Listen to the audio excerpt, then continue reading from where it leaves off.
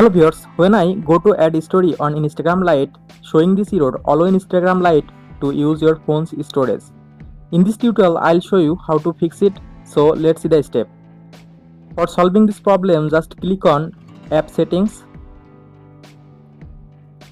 After clicking on App Settings, now you can see new page has opened. Now click on Permission. From here, allow all permission.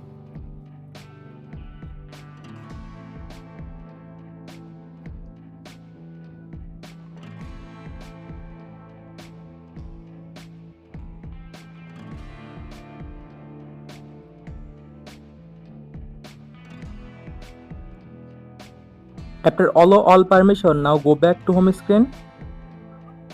Now restart your phone.